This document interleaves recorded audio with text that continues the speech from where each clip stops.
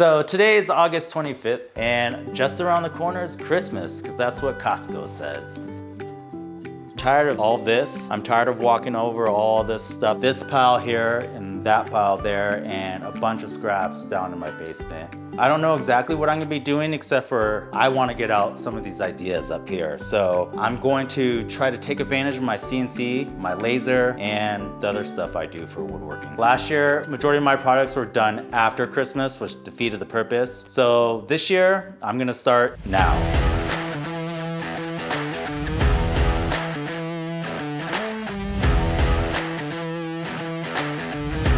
So I got my wood floor pile mostly figured out.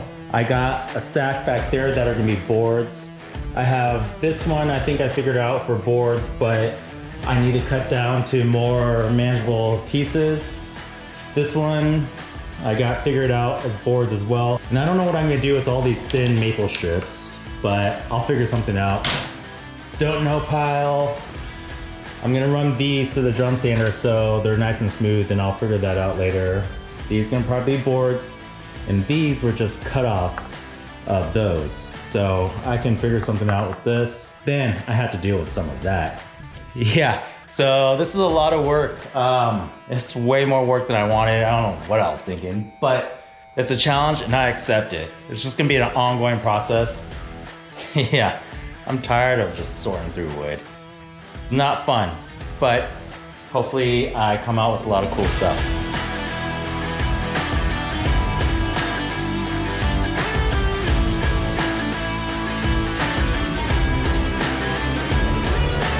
So I got all my boards cut and ripped. I'm doing a dry fit to make sure there aren't any gaps, and there aren't, so that's awesome. But I got a pile here, I got a pile back there where the walnut is. The only problem is I got even more scraps. But what I'm gonna do is I need to cut a little bit more wood to add to these designs before I glue them up. But I'm gonna glue them up. But also, in the meantime, I'm gonna do resin pours between all this. And honestly, this is way more work than I wanted, and I think I'm officially all scrapped out. So yeah. Whew. This is 120 grit. One important thing that you have to do before pouring resin is that the surface needs to be level. So now that these are leveled, I'm going to actually use these strips of wood. Basically what I'm doing is giving me some clearance, so when I put my pull down blocks, I can clamp underneath here. And yesterday I just ended up making these little blocks. They're all the same height, and I just taped it with red tape so that way if resin gets on it or I clamp it down, there's resin on top, it won't stick to it. Now mix the resin. So one tip about mixing resin with the paddle is on your drill, you want to make sure you're on the lowest setting. Right now it's on 2. Put it on the lowest one. If you mix it on the highest setting, the stuff will go everywhere. But seriously, always put it on the lowest and you'll hear the difference. Here's the highest setting. Here's the lowest setting. Yeah, make sure you mix with the lowest setting. So if you're wondering what resin I'm using Flowcast by Ecopoxy. It's good for deep pours. I have a bunch of this stuff, so I want to use it up. Up here in Alaska, we don't get many options. We have Ecopoxy and Total Boat that I know of, but for Ecopoxy I can get in bulk. Total Boat I can't, so I usually go this route, even though my good buddy Jess Crow gave me a bunch of Total Boat, so I'm excited to use that, but I'm using this today. So many to choose from, but right now I've never just done single colors, so I'm gonna try this emerald green and see what happens. So I already mixed the 2-part resin for a couple minutes, and now I'm gonna add the pigment, which I'm gonna use Black Diamond's Emerald Green. And I'm just gonna use a lot to make sure I get enough. You could always add more.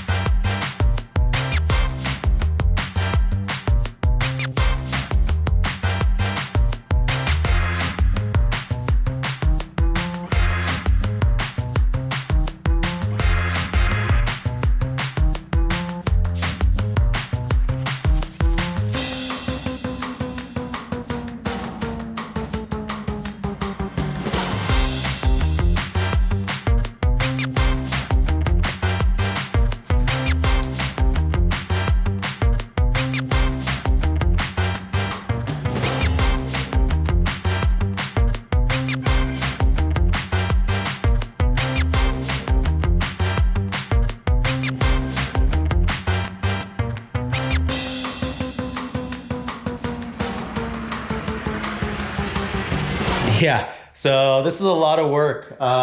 It's way more work than I wanted. I don't know what I was thinking. But then while they're drying, I'm gonna work on that pile over there.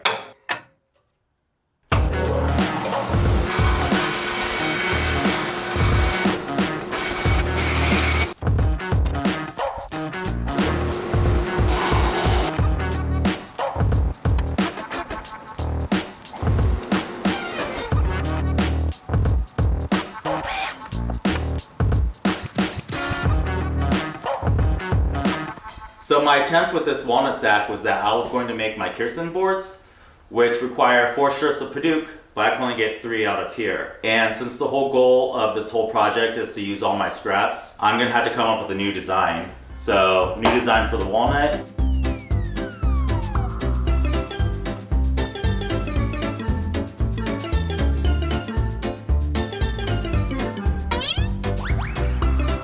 So when I do edge grain cutting boards like this, I look at the grain on top to figure out my pattern. But when I do end grain cutting boards, like what I'm gonna do with this board, I spend all my time looking at the grain patterns on the ends. So this is the up close of what the grains I'm gonna go with. You got some matching grains right there. So when you flip them over, some of these, this will look like a diamond.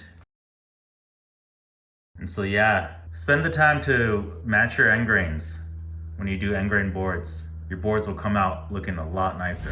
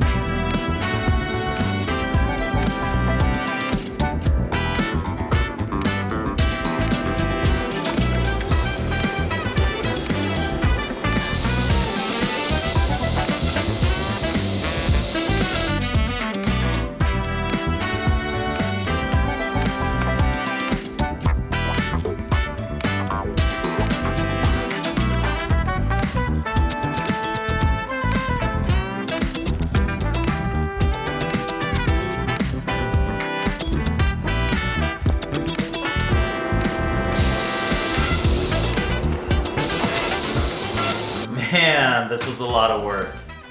But there are a lot of chopsticks, and these are all from scraps, so I'll take it.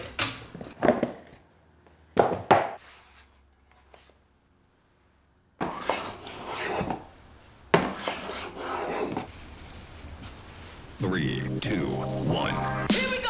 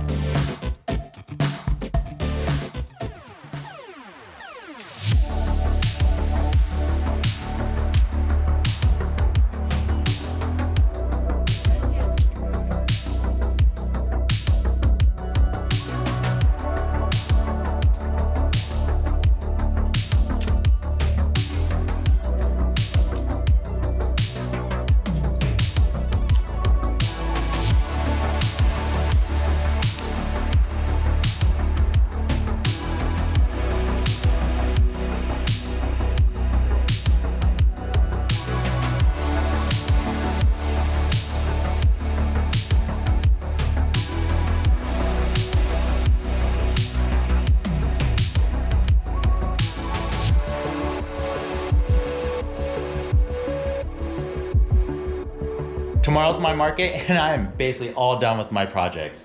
A couple things to wrap up though. I have these coasters and they're really smooth, but I want them even smoother. So I'm gonna take 1,000 or maybe 3,000 grit sandpaper and just slightly sand them. And these stands, even though I put the finish on, I still get a little bit of black soot on my fingers. So I'm gonna take painter's tape and just cover them because I don't want that on my final product. And I don't know if you remember, but that huge pile of scraps, leftovers, and cutoffs, well, that's what's remaining. Burn pile. So yeah, even though this was a huge undertaking and I don't know if I ever want to do something like that again, I did have a lot of fun because it made me be creative and I came up with new board designs and new products. So yeah, now I'm going down to my basement, take some final pictures and do some final footage for this video and also for social media. Yeah, oh, and also prep for tomorrow, so yeah, see you there. Hey everyone, I just wanted to say, unfortunately and sadly, this is the end of an era for Taguchi Furniture. At least in this space. The backstory is that my shop is in a detached garage in the backyard of my house. However, I don't live here. I actually live with my girlfriend, her 2 older girls, and 1010. And my commute is over an hour long, and with all the snow lately, it is way longer than that. I don't get to spend as much time as I'd like working, especially as a small business owner. I have a lot of stress and guilt from not spending as much time with my family and seeing 1010 grow. But the good news is that I jokingly told this lady at my maker's market 2 weekends ago that her son should buy my house, and less than a week later, my house is in sale pending status. What? So I had to hurry up, break down shop, put stuff in storage, move, set up the new shop, which is tiny. So unfortunately, I had to sell some of my bigger tools, but I'm excited to work from home again, spend time with family.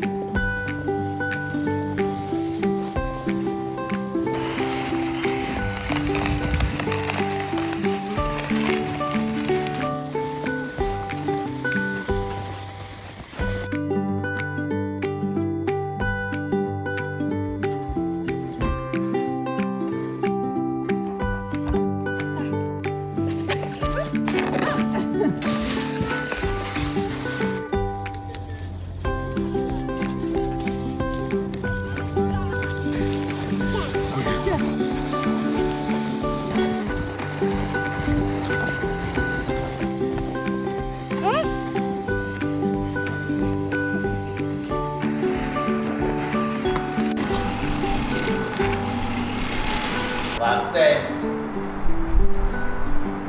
I'm